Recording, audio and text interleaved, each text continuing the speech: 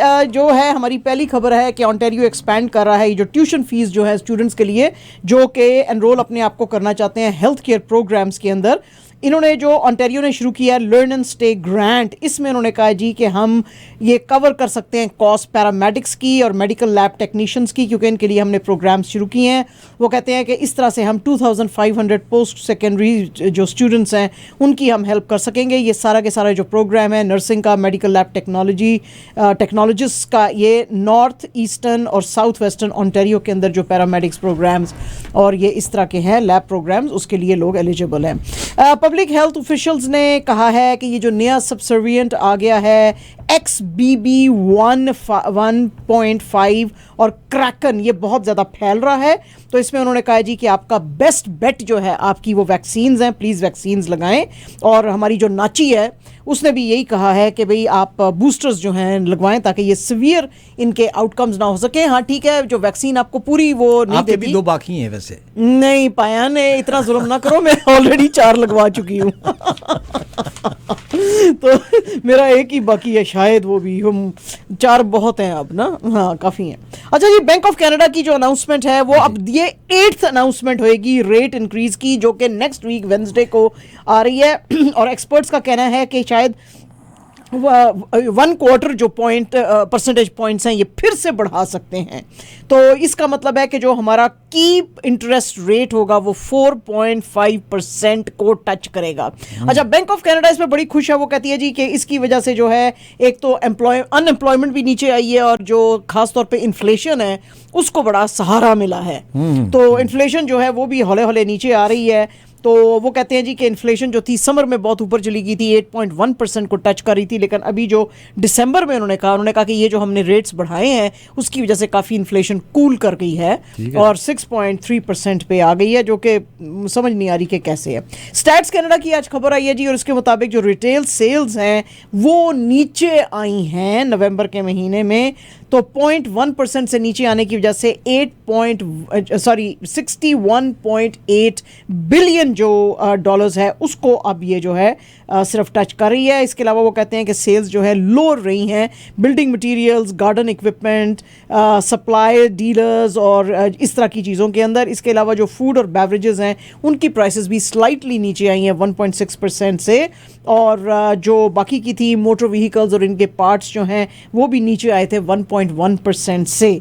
तो वो कह रहे हैं जी कि और ये जो है इसको कंसिडर किया जा रहा है लार्जेस्ट डिक्लाइन इन 11 मंथ्स, और उसकी वजह से जो है ये इन्होंने जो रिपोर्ट दी है वो उसमें रिटेल सेल्स डाउन दिखाई जा रही हैं। कनेडियन फूड इंस्पेक्शन एजेंसी जो है उसने कहा है कि रिकॉल किया जाएगा लाफ्रोमे और विलेज और लावॉशे मिलॉट जो ब्रांड्स हैं, ये चीज़ के ब्रांड्स हैं बेसिकली, इनको जो है रिकॉल किया जा रहा है क्योंकि इनको इत्तला मिली थी कि जी इसके अंदर जो है कोई लिस्ट्रिया कंटामिनेशन हो गई है। वैसे तो इसको आपको कोई स्मेल वगैरह नहीं आती, लेकिन इसको खाने की वजह से सिम्टम्स ये होते हैं कि आप नॉजिया फील करते हैं, बड़े हेडेक्स आपको सीवियर आते हैं, नेक स्टिफनेस होती है। तो इसलिए इनको जो है इनको चूँकि आउटब्रेक का पता चला था कि हुआ है तो इसलिए उन्होंने वापस बुलाई है। द गार्डियन की आज बड़ी इंपॉर्टेंट खबर है जी, और इसके मुताबिक जो यूएस जनरल मार्क माइली हैं वो कह रहे हैं कि ये जो वॉर चल रही है रशिया और यूक्रेन के बीच में, it's going to be a very very difficult war, और इस साल में भी मुश्किल लग रहा है कि ये ख़त्म होए क्योंकि रशियन फोर्सेस को यूक्रेन से रिमूव करना बहुत मुश्किल होगा। ये बात उन्होंने उस वक्त की जब जर्मनी के ऊपर जोर दिया जा रहा है, जो डिफेंस ऑफिशियल्स 50 कंट्रीज के जमा हुए हुए हैं और कह रहे हैं जर्मनी को कि भाई तुम अपना लेपर्ड 2 टैंक्स जो हैं इनको दो, क्योंकि जो यूक्रेन के प्रेसिडेंट जेलेंस्की भी थे वो कह रहे थे कि हम इन चीज़ों को सिर्फ डिले कर सकते हैं, वॉर जो है रशिया के साथ शायद ख़त्म नहीं कर सकते, लेकिन वो डिले भी उसी सूरत में होएगा जब आप हमें अपना एडवांस इक्विपमेंट देते रहेंगे। जनरल माइली का कहना था कि जो है हमको ज़रूरत इस बात पे है कि हम इनको मिलिट्री एड जो है वो दें और इनको जो है स्ट्रेंथन किया जाए टैक्टिकल ऑफेंसिव में, ताकि ये अपने जो इलाके हैं यूक्रेन वाले ये लिबरेट कर सकें। तो इसके ऊपर आज जो है काफ़ी बहस जो है यूरोपियन यूनियन के अंदर भी चलती रही। वॉशिंगटन पोस्ट की एक बड़ी इंपॉर्टेंट रिपोर्ट आई है जी, और इसके मुताबिक यूएस डिस्ट्रिक्ट जज जॉन मिडलब्रुक जो है उन्होंने एक 45 पेज का रिटन कोर्ट ऑर्डर दिया है जिसमें सैंक्शन किया गया है ट्रंप साहब को और उनकी जो लॉयर हैं अलीना हबा और उसकी जो लॉ फर्म है, इसलिए नियरली फॉर $1 मिलियन, क्योंकि उन्होंने कहा जी कि इन्होंने एक frivolous law suit Hillary Clinton के बारे में डाला था जिसमें कि उन्होंने कहा था कि जी हिलरी क्लिंटन ये कह रही है कि चूंकि इसके ताल्लुकात जो हैं वो रशिया के साथ हैं तो इसलिए जो है इसके लिंक्स की वजह से ये हमारे जो इलेक्शंस हैं उसके ऊपर ये वो करते हैं, अफेक्ट करेंगे। तो उन्होंने कहा जी कि इसकी कोई वो नहीं थी, बेसिस नहीं थी, और जो भी कोई इनका खर्चा हुआ है, जो लीगल फीस दी हैं हिलरी क्लिंटन ने टू द ट्यून ऑफ $937,989, तो ये नियरली $1 मिलियन बनता है, तो इसलिए ये जो है उसके देंगे। आपको पता होना चाहिए कि ये जो मिडलब्रुक्स हैं इनको अपॉइंट किया था प्रेसिडेंट बिल क्लिंटन ने 1997 में। तो इन्होंने आज जो अपना लॉ सूट 200 पेज का पॉलिटिकल मैनिफेस्टो पे ऊपर बात करते हुए कहा कि ये सिर्फ ग्रीवेंसेस निकाल रहे थे ट्रंप साहब इनके अगेंस्ट। ब्लूमबर्ग बिलियनियर्स इंडेक्स आज आया है जी, और इसके मुताबिक दुनिया के बड़े बड़े बिलियनियर्स ने बड़ी जो है वो खो दी है अपनी जो बहुत सारी वेल्थ है। इसके अंदर जो टॉप नाम है वो है हुई कॉव यान का, जो कि chairman of real estate developer हैं, चाइना के एवरग्रांडे के जो हैं वो मालिक हैं, और ये कहते हैं जी कि इनके जो प्रॉफिट्स हैं 93% तक प्लंज कर गए हैं। वो कहते हैं जी कभी second richest person in Asia होते थे और $42 बिलियन इनकी वेल्थ थी 2017 में, जो कि अब सिर्फ $3 बिलियन के ऊपर आ गई है।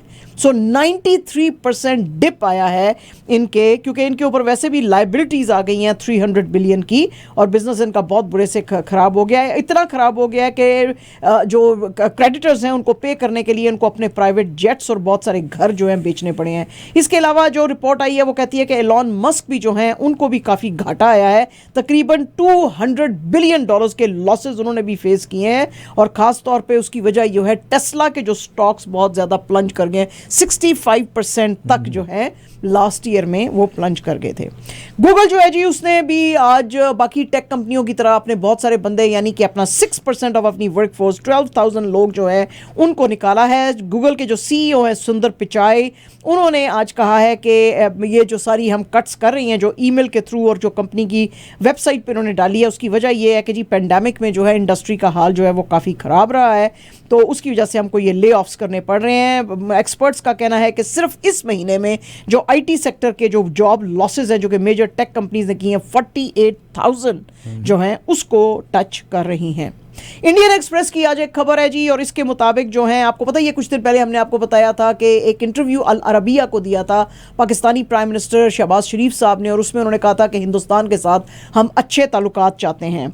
आज जो मिनिस्ट्री ऑफ एक्सटर्नल अफेयर्स के ऑफिशियल हैं स्पोक्स पर्सन अधीराम बागची साहब, उन्होंने मोदी जी को कोट करते हुए ये कहा है कि हम उस वक्त तक पाकिस्तान के साथ अच्छे ताल्लुकात नहीं कर सकते जब तक कि वहाँ पर टेरर ना रुक जाए। तो शहबाज शरीफ साहब की ये बात कि हम अपने जो नेबर्स हैं उनके साथ नॉर्मल टाइज चाहते हैं, वो उस वक्त तक पॉसिबल नहीं है जब तक कि ये एटमॉस्फेयर जो है वो फ्री ऑफ टेररिज्म ना हो जाए। और इस सिलसिले में शहबाज शरीफ साहब ने यूएई के जो रूलर हैं मोहम्मद बिन जायद अल नाहियान, उनको भी कहा था कि इंडिया पाकिस्तान के बीच में टॉक्स कराओ और दोस्ती कराओ, और हम सारे आउटस्टैंडिंग इश्यूज इंक्लूडिंग कश्मीर उस पर बात करना चाहते हैं। लेकिन इंडिया की तरफ से ये कहा गया है कि जिस वक्त तक आप ये टेरर नेटवर्क्स नहीं तोड़ेंगे, वायलेंस नहीं ख़त्म करेंगे, टाइज आपके साथ नॉर्मलाइज नहीं हो सकते, अदरवाइज हम भी पाकिस्तान के साथ अच्छे ताल्लुकात चाहते हैं। अल जजीरा की एक रिपोर्ट है जी, और अल जजीरा की इस रिपोर्ट के मुताबिक इंडिया के जो एडिटर्स गिल्ड है उसने कहा है कि ये जो गवर्नमेंट नया रूल लेकर आ रही है जिसमें कि वो कह रही है कि सोशल मीडिया की जो न्यूज़ हुआ करेगी उसको हम जो है काउंटर करेंगे। तो इसके ऊपर जो इंडिया की राइटर्स गिल्ड है वो कह रही है कि उसमें बहुत सारी सोशल मीडिया पे जो खबरें होती हैं वो कभी कभी सच भी होती हैं सच पे बेस्ड होती हैं, क्योंकि बहुत सारे जो जर्नलिस्ट और जो एडिटर्स हैं वो भी ये सोशल मीडिया यूज़ करते हैं और अपनी ही खबरें वहाँ पे डालते हैं। तो ये चीज़ जो है ये सेंसरशिप के मुताबिक के उसमें आएगी फ्रेमवर्क में, और फ्रीडम ऑफ स्पीच के ये अगेंस्ट है। ये नया रूल जो मोदी जी की गवर्नमेंट लेकर आई है, ये ministry of electronics IT to infotech rules 2021 के मुताबिक ये जो सोशल मीडिया प्लेटफॉर्म्स के ऊपर अगर कोई भी इंफॉर्मेशन ऐसी आएगी जिसको कि मोदी जी की गवर्नमेंट जो है वो उसको फॉल्स तस्लीम करेगी तो उसको फेक के जुमरे में डाला जाएगा। तो ये प्रेस इंफॉर्मेशन ब्यूरो अगर उसको कह दे कि ये फेक या फॉल्स न्यूज़ है तो फिर उसको हटाना लाजिम हो जाएगा। इसके ऊपर उन्होंने आज राइटर्स गिल्ड ने कहा है कि ये फिर आप सेंसर करेंगे चीज़ें, तो आप ये जो है लॉ अभी लेकर ना आए, इसको और स्टडी करें। इसके ऊपर मोदी जी की गवर्नमेंट ने कहा है कि हम कंसल्टेशंस होल्ड करेंगे स्टेक होल्डर्स के साथ जनवरी 24 को और जनरल पब्लिक के साथ जनवरी 25 को, और फिर हम बताएंगे कि हमको इसको आगे कैसे लेके जाना है। इमरान खान साहब जो हैं जी, उन्होंने आज फिर जनरल बाजवा के बारे में बात करते हुए कहा है जी कि ये जो मुल्क के अंदर इकोनॉमिक और जो पॉलिटिकल चैलेंजेस हैं जनरल बाजवा की वजह से हैं, एक आदमी की वजह से मेरी गवर्नमेंट हटाई गई, और नई जो इनकम्बेंट गवर्नमेंट है जो कि शहबाज शरीफ साहब की है वो बिल्कुल ठीक से काम नहीं कर रही है, ये बिल्कुल फेल हो गई है इकोनॉमिक क्राइसिस को एक्सक्यूज मी टैकल करने के लिए। और उन्होंने कहा जी कि ये क्राइसिस जो है ये मैन्युफैक्चर किया है एक्सक्यूज मी जनरल बाजवा ने, और आज तक हमारे मुल्क के अंदर इतना बैड इकोनॉमिक क्राइसिस नहीं था। जो इनकम्बेंट गवर्नमेंट है वो कभी सऊदी अरेबिया के पास भाग रही है, कभी चाइना के पास भाग रही है, या कभी इंटरनेशनल कम्युनिटी को कह रही है कि हमको पैसे दो, हमारे मुल्क में बहुत बुरे तरीके से फ्लड्स आए हैं। लेकिन ये तरीका नहीं है इकोनॉमी को चलाने का। इकोनॉमी को सही तरीके पे और वापस लाने के लिए जो है कुछ अमल करने पड़ेंगे। लेकिन बेसिकली ये जो सारा सिस्टम हमारी PTI की गवर्नमेंट चला रही थी इसको डीरेल किया जनरल बाजवा साहब ने, और ये जो नई गवर्नमेंट आई है ये उसको हैंडल नहीं कर सक रही है जो क्राइसिस पैदा हो गया, क्योंकि ये डिलिबरेटली मैन्युफैक्चर्ड है, ये नेचुरल क्राइसिस नहीं है। Minister of state for petroleum Mossadegh Malik साहब ने, जिनकी के मीटिंग्स आज जो है रशियन डेलीगेशन जो कि आया हुआ है पाकिस्तान में उसके साथ हो रही थी, जिसमें कि उन्होंने कहा कि पाकिस्तान अब चीप ऑयल जो है क्रूड ऑयल रशिया से ले सकेगा, और ये तमाम डील्स जो है मार्च के महीने तक ख़त्म हो जाएंगी, जिसके के बाद जो है ये 35% जो है अपनी टोटल क्रूड ऑयल की जो नीड्स हैं वो रशिया से पूरा करेगा। आपको पता ही है कि रशिया जो है वो पाकिस्तान का ट्रेडिशनल ऑयल एंड गैस का पार्टनर नहीं है, और इसीलिए उसके पास LNG नहीं है इस्लामाबाद को देने के लिए। तो अब ये पूरे सिस्टम्स जो हैं बिठाए जाएंगे। रशिया के जो एनर्जी मिनिस्टर निकोलाई शुल्गिवनोव जो उधर आए हुए हैं पाकिस्तान में, उन्होंने भी कहा जी कि हमको सिर्फ ये ऑयल एंड गैस के ऊपर काम नहीं करना चाहिए, बल्कि energy cooperation, energy trade, infrastructure investment जो है उसके ऊपर भी काम करना चाहिए, क्योंकि पाकिस्तान को हम एक बहुत इंपॉर्टेंट पार्टनर इस सिलसिले में समझते हैं। तो बस वही गल है, जिथे दी खोती उत्थे आन खलोती। इमरान खान साहब ने भी यही डील करनी चाहिए, उसकी आपने गवर्नमेंट हटा दी, और अब आप जो है खुद जो है उसके पास जा रहे हैं रशिया के पास कि हमको जी सस्ता आप ऑयल दें। उस वक्त सारी दुनिया को भी बड़ी तकलीफ थी, अब दुनिया को भी तकलीफ नहीं हो रही है। बहरहाल things are quite obvious anyways. Pakistan जो है जी उसने अब IMF को एक लेटर लिखा है, और उन्होंने कहा है जी पाकिस्तान ने कि आप एक रिव्यू मिशन जो है वो भेजे इस्लामाबाद में नेक्स्ट वीक। ये बात उस वक्त हुई जबकि प्राइम मिनिस्टर शहबाज शरीफ ने एक हाई जो पावर्ड मीटिंग थी इकोनॉमिक टीम के साथ वो की थी, और उसमें उन्होंने कहा था कि ये हमको जो पेंडिंग 9th रिव्यू है under $7 billion extended fund facility, उसके लिए हम चाहते हैं कि IMF की टीम पाकिस्तान में आए। लाहौर से बात करते हुए शहबाज शरीफ साहब ने कहा था अपनी इकोनॉमिक टीम को कि इसके ऊपर जो फाइनेंस सेक्रेटरी हैं वो एक लेटर लिखे IMF को, और उसके ऊपर इनको कहें कि हम एक फाइनलाइज कर रहे हैं मैक्रो इकोनॉमिक और फिस्कल फ्रेमवर्क, और उसके अंदर हम IMF की जो कंडीशंस हैं उसके मुताबिक हम काम करेंगे, लेकिन आपको आके पहले एक रिव्यू लेना पड़ेगा। तो अब देखेंगे IMF की टीम जो है वो कब आएगी। बड़ी हैरत की बात है कि इमरान खान साहब ने आज जनरल बाजवा को ब्लेम किया उनकी रजीम चेंज के लिए और नई गवर्नमेंट लाने के लिए। नवाज शरीफ साहब ने भी आज सिमिलर बातें जो हैं लंदन में की हैं। उनके साथ आपको पता ही है कि कल राना सनाउल्लाह साहब वहाँ पे पहुँच गए थे, क्योंकि वो कह रहे थे पाकिस्तान में बैठ के हम नवाज शरीफ साहब से बात नहीं कर रहे। तो आज नवाज शरीफ साहब, राना सनाउल्लाह और बाकी लोगों के साथ वहाँ पे लंदन में मौजूद थे, जर्नलिस्टों से बात कर रहे थे, और उन्होंने भी सिमिलर बातें की। उन्होंने कहा जी कि जनरल बाजवा और लेफ्टिनेंट जनरल फैज़ हमीद जो हैं वो पाकिस्तान में चीज़ें स्पिन कर रहे हैं और अपने पर्सनल विशेज़ और विम्स के ऊपर चीज़ें पाकिस्तान में चला रहे हैं। मैंने आपको पहले ही बताया था, जो मैंने गुजरांवाला में स्पीच की थी पीडीएम की रैली में अक्टूबर 16, 2020 को, और मैंने कहा था कि इमरान खान साहब की गवर्नमेंट को लाया जा रहा है और एक सिटिंग गवर्नमेंट जो कि मेरी गवर्नमेंट थी उसको हटाया जा रहा है, जो कि which was in complete violation of constitution. और ये रिग किए थे इलेक्शन जनरल बाजवा और फैज़ हमीद ने। तो मैंने तो पहले ही ये बातें बताई थी और यही चीज़ें जो हैं पाकिस्तान के अंदर खराबी का बायस हैं। तो सिमिलर एलिगेशंस जो हैं आज नवाज शरीफ साहब ने भी जी लंदन से लगाए हैं।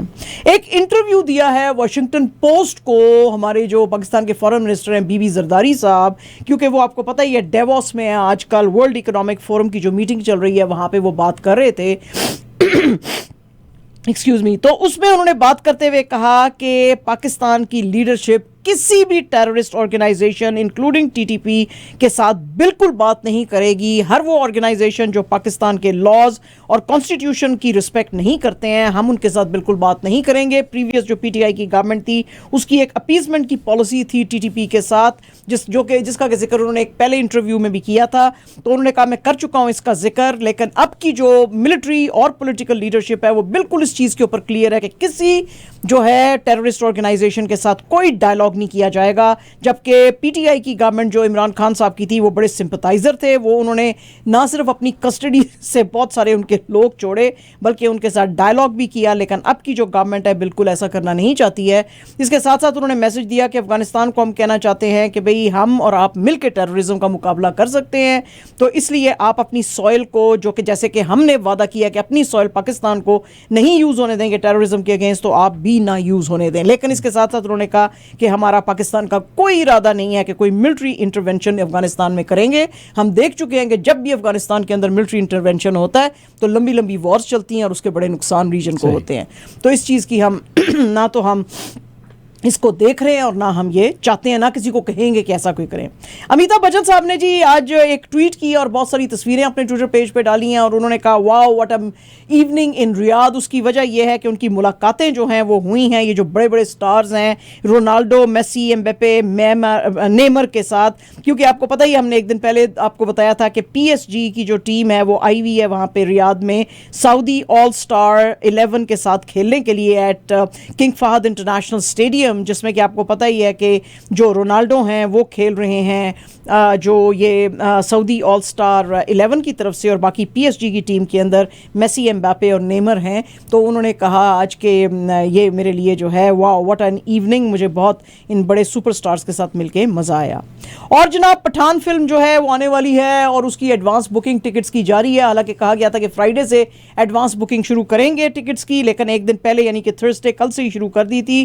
तो अभी तक जो है वो 1 लाख टिकट इस फिल्म के बेचे जा सके हैं। जॉन अब्राहम ने कहा है चूंकि जो शाहरुख खान है बहुत अरसे के बाद आ रहे हैं इसलिए लोग बहुत एक्साइटेड है पठान को देखने के लिए।